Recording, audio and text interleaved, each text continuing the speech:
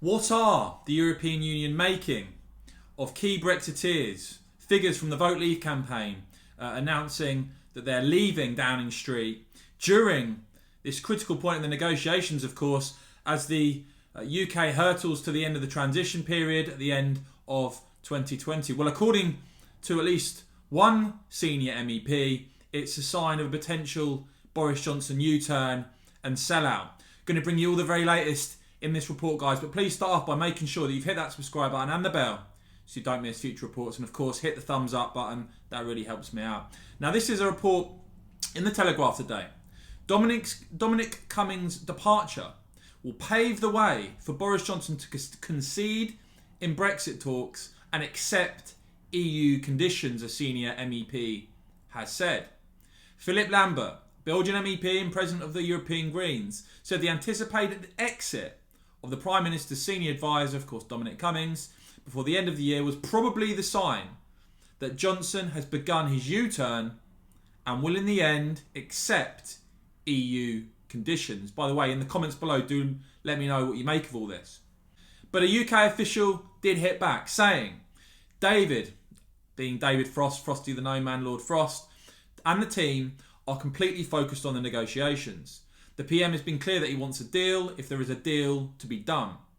I guess the reason the EU feel the need, this UK government source quoted as saying, feel the need to say these sorts of things is they are starting to realise that we meant it when we said that there were fundamental principles from which we couldn't move. We need to see some realism, they finish off by saying, and creativity from their side, i.e. the EU side, if we are to bridge the significant gaps that remain. And before I delve a bit more into this today, let's just think where we are in terms of these negotiations. Round and round it's been going. We hear significant gaps remain on fisheries. We hear significant gaps remain on level playing field. We've been hearing this for months. And we had a Prime Minister who said on the 15th of October, if no deal was on the table, the UK would walk away. That hasn't happened. So where are these negotiations? It seems to me that the departure of key, prominent Brexiteers at the top of government deal with the EU is likely. Here's what Alex Pigman of AFP, journalist, has said about this. Belgian MEP Philip Lambert, who is a bit of an authority on Brexit, believes the sudden departure of Cummings is probably the sign that Johnson has begun his U-turn and will in the end accept EU condition for a trade deal. But Europeans have a lot of work to do too. For EU fishermen, if there is no deal, that will be dramatic. If there is a deal, that's not great either. That has to be understood. Now, of course, I think one of the big problems with a lot of the British media is that they automatically say, swallow what the EU side says, lock, stock and barrel. And I've been determined to absolutely not do that on this channel. We've heard all the way through from Lord Frost and the British government, and indeed Boris Johnson himself, encouraging sounds on their stance on no deal, on walking away, on not caving in. The statements have been good, but this is the critical juncture. And I say it again, what message does that send out to the EU side to see the likes of Dominic Cummings, to see the likes of Lee Kane announcing their departures from Downing Street during these negotiations? Sam Coates of Sky News. This is how far things are now going. Tonight's suggestion, this was last night obviously, tonight's suggestions, Vote Leave crew in number 10 arguing that there's a push from Remainers for a 12-month Brexit transition extension. Without the Vote Leave crew to push back, their argument goes, there won't be a clean break on the 31st of December. Coates followed this up by saying, to be clear, there's no way Boris Johnson would countenance an actual formal extension to Brexit. That's clear. I've never seen so much as a flicker. The extension could be made, says government.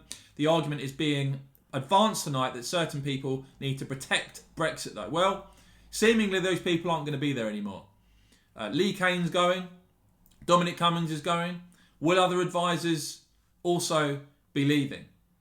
Interesting to note that this is the talk of an extension. It's even being discussed as we head into the end of the transition period. As to where we are with those negotiations right now, well, we've heard the talks have been extended again. And reports today that post-Brexit trade negotiations with the EU will pause over the weekend before resuming in Brussels on Monday, Downing Street has confirmed. Just how much longer, and I've said this before, just how much longer are the British government willing to continue with these negotiations before they walk away, or will they not walk away? Telegraph. They were originally expected to end earlier this week, the talks, but had been pushed back after failing to hit yet another deadline. The Prime Minister's official spokesman said the talks are continuing in London today. There will be a pause over the weekend, and then we're expecting the talks to resume in Brussels on Monday. In terms of where we are, as I've said consistently this week, the negotiating teams are working very hard to try to bridge the significant gaps between us. They finished by saying, for our part, we continue to seek solutions that fully respect UK sovereignty, but the familiar, difficult issues remain, including on the so-called level playing field and fisheries. And I must say, guys, those of you who've been tuning into the channel for a while now will know that these are the same two issues that have come up time and time again, and yet the UK, the British government, have not simply put a marker down and said that the UK will walk away with no deal. The negotiations continue. In terms of the EU mentality, what the EU are thinking on this, just look at Politico, this article. Missing deadlines has become a tradition in EU-UK negotiations, but this time, Brussels is getting increasingly nervous about the ticking clock. Brexit talks are set to stretch into next week after insufficient progress was made in negotiations in London this week, thereby passing the deadline of mid-November. Officials expect talks to continue Friday, pause over the weekend, and then resume in Brussels next week. The informal deadline suggested by EU officials is the video conference of European leaders next Thursday. If a deal is not reached by then, Brussels will put forward the contingency legislation it is prepared to prevent a cliff edge scenario in the event of a no deal, and one EU official has said, and again this is according to Politico. They say that opinions diverge on whether or not a deal is still possible before the end of next week. The EU diplomat mentioned above said not reading the stretching of a deadline as an indication that talks didn't go well this week. All options are on the table, they're quoted as saying. Another EU diplomat said there was still hope of a thin deal could be reached, but that the final outcome remained unknown. So that's where we are in terms of these negotiations, guys. But it should be noted now that the chaos, the departures from Downing Street of prominent Brexiteers right at the top, right at the heart of government, have been noted, of course, by the EU side. Does this mean that Boris Johnson now is willing to do a deal at any cost? Could the UK still walk away? I'm sure that if this MEP is saying that he now expects a U-turn, others in Brussels will as well. But I want to know what you think in the comments below, guys. Do you think Boris Johnson is going to U-turn, and Lord Frost, after everything that's been said, will they stick to their guns, or will they U-turn? Will they cave in? Will a sellout deal be done? Or will the British government still walk away, hold firm, and secure a clean break from the EU? Let me know what you make of all of this, guys. And as ever, if you've enjoyed this report, if you found it helpful and informative, please give it a big thumbs up below. I would really appreciate that. And of course, you can support my work by clicking the join button to become a supporter. And stay tuned to the channel as I keep bringing you the very latest. Have a great weekend.